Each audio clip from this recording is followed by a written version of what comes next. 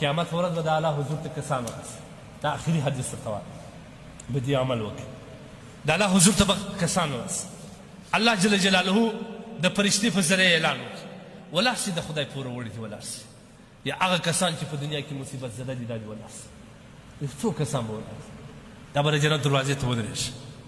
هغه به وایي څه کوي، خو در اوس حساب کتاب لا نه شو وسو. ته څه کوي؟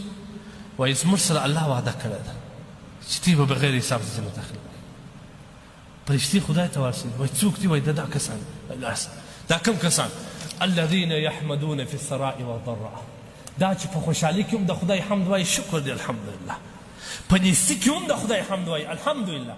دا جزع پس شکایت مه کوئ بنده ته، والله خدای د دغه زندګي خو نه زندګي ښه ده، دا څنګه ژوند دی یا رب. قطعا باید شکایت ونه کړي. په شکایت باندې الله ډېر خفه کېږي. دومره شکایت چې ته دغه بنده ته کوې چې هغه تا ته هېڅ نه رسېږي، غولي خپله رب ته وکړه، واسه پر سجده ورته پرېوځه، الله ته وژاړه، پر مخ دې د اوښکو لارې جوړې کړه. هغه رب در دغه بنده څه کوي؟ ستا در نور 80 وارې مهربانه دی.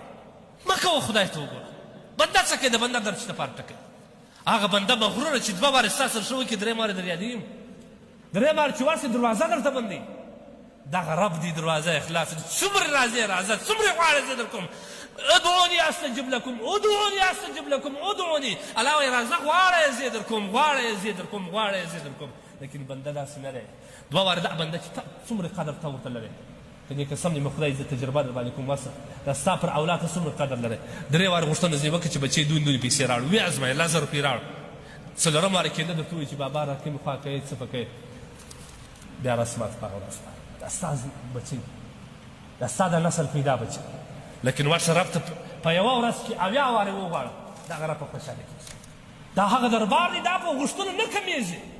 دا هغه دربار دی، دا د ناامیدۍ دربار نه دی، دا د امید دربار دی، دا پراخ دربار دی. هغه بنده ته خوله کږه وږه کوې، راسه و دې ته کښېنه، دا عرب ته کښېنه، دې ته لاسونه پورته کړه، اودس وکړه، 2 رکعاته نفل د صلات حاجت وکړه، لاسونه پورته کړه. الا ما ته فلانکۍ مشکله پېښ شوي تېره حد.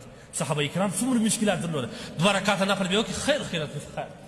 موږ پر خدای باور نشو، موږ د حاجي پر جیب باندې باور دی. ته ورې چې حاجي سره ورشو د حاجي به نو څه شي وکړي، پر دغه زموږ باور دی. که زموږ پر خپل رب یقین پوخ سي، واورئ، که زموږ پر الله یقین پوخ سي، موږ ته به الله دی د خوشحالۍ او د اطمینان زندګي راکړي. قسم دې مې په خدای که ستا مثل بیا په دنیا باندې.